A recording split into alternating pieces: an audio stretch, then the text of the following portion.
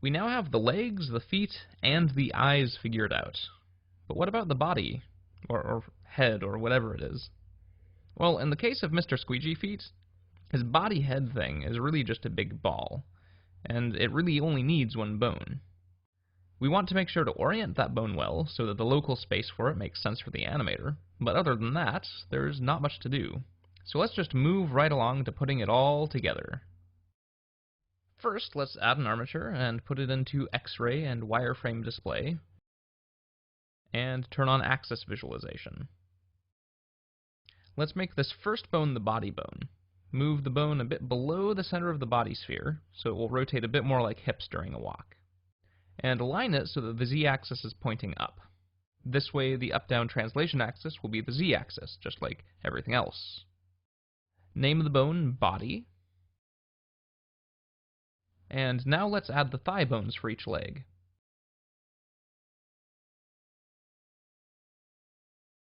Name them thigh.l and thigh.r.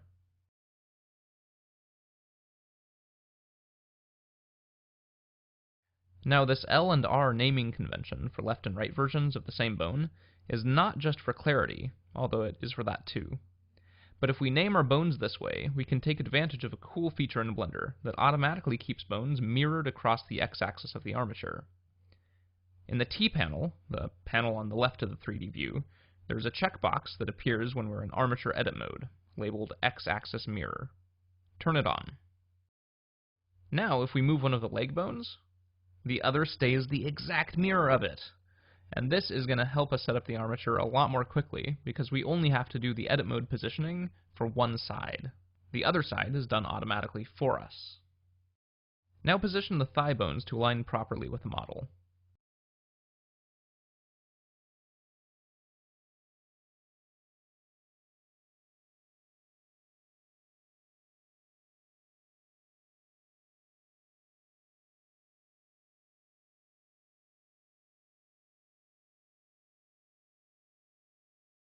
Select the tip of the thigh bone and extrude to create the shin. You'll notice that even the extrude happens on both sides. Convenient, eh? Now position the shins properly and extrude out the foot bone.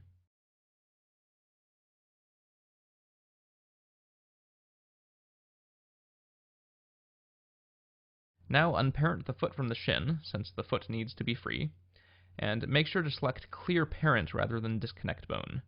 Disconnect bone would only disconnect the bones, but they would still have their parent-child relationship.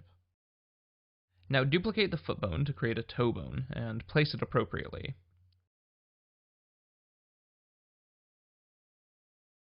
And make the toe the child of the foot. Notice that even parenting is properly mirrored for us. That's pretty cool. Now make the thigh bones the children of the body.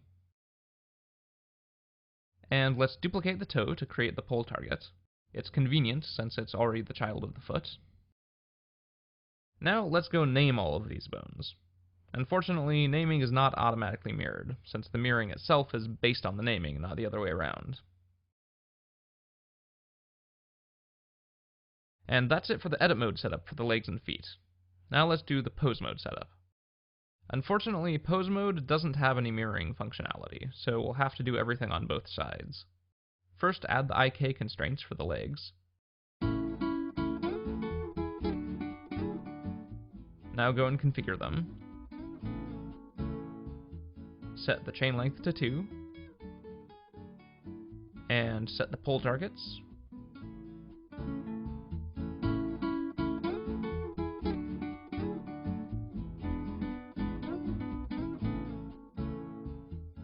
And adjust the pole target offset.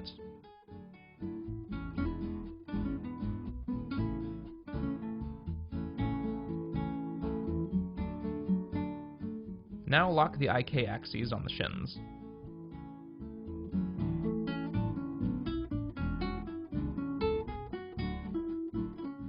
And finally, configure the toes with Euler and the appropriate locked axes.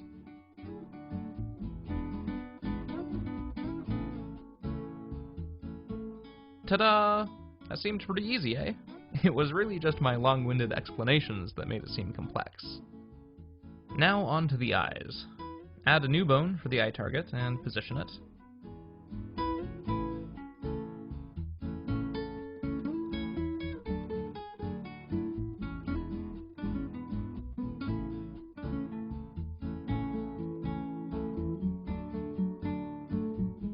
Now add 2 bones for the eyes and name them I.L and I.R.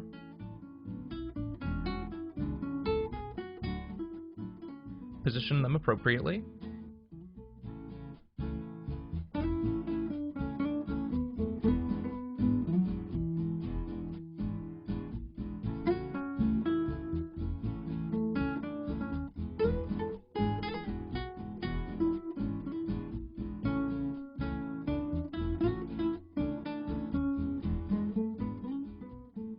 Duplicate them to create the parents, and make the parents a tad smaller. Make the eye bones the children of the parent bones, and parent the parents to the head. Now we're going to turn off X-axis mirror for a moment, because we don't want mirrored duplicates in the next step. Duplicate one of the parents and move it to the middle for the mind's eye. Now name all of these bones that we haven't named already.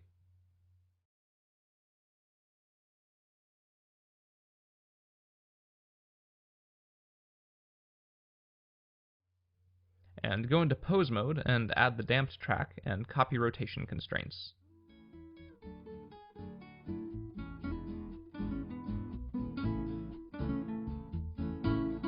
And finally, lock the translation axes on the eye bones.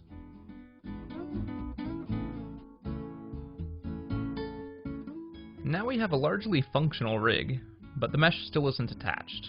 So let's parent all the meshes to the appropriate bones.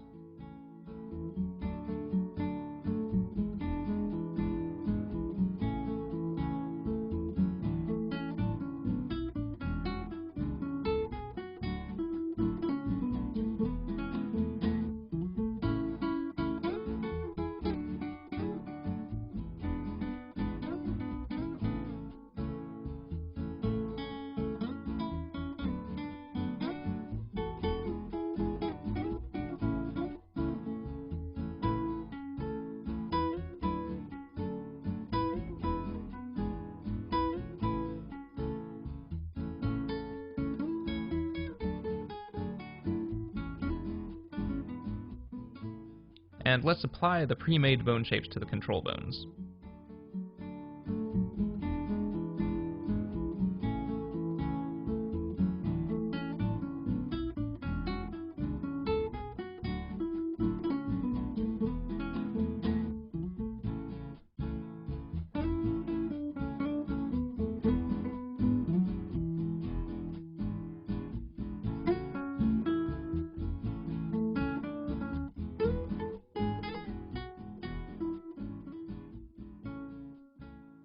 And we should have done this next bit as we went along, but now let's go and identify the bones that the user never needs to touch and prepend MCH to their names and move them to another layer, because these are our mechanism bones.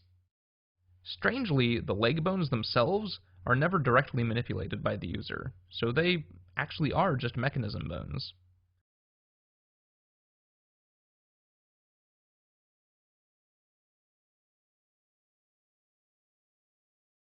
And the eye parents and the mind's eye are also never directly used by the animator.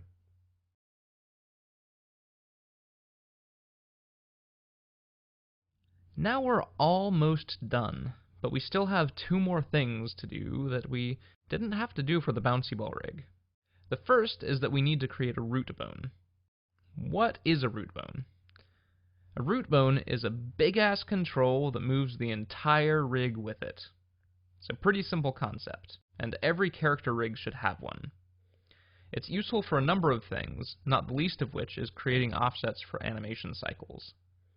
Fortunately, creating a root bone is pretty simple, as long as the various parts of your rig are designed in a way that doesn't sabotage it, and fortunately, ours aren't. So just add a bone at the base of the character, and name it root.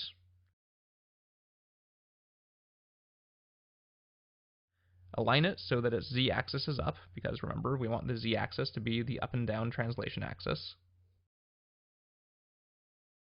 And finally, simply parent any bone that doesn't already have a parent to it. In this case, that's the feet, the eye target, and the body. Notice that you can parent more than one child at a time to the same parent. Just select as many child bones as you want, and select the parent last. Now if we go into pose mode, you can see that everything moves with the root bone. I've also made a custom shape for the root bone, so let's use it. The final step is to sort the controls into different armature layers. When a rig gets complex enough, often the animator doesn't need to use all the controls at the same time, and having them all visible at once can be confusing. Sorting the controls into sensible categories and putting each category into different layers can make rig control visibility a lot easier for an animator to manage. In this case, our rig is still pretty simple, but I think it makes sense to move the secondary eye controls to another layer, since most of the time the animator won't need them, and they obscure the appearance of the eyes a bit. So let's move them to the second layer.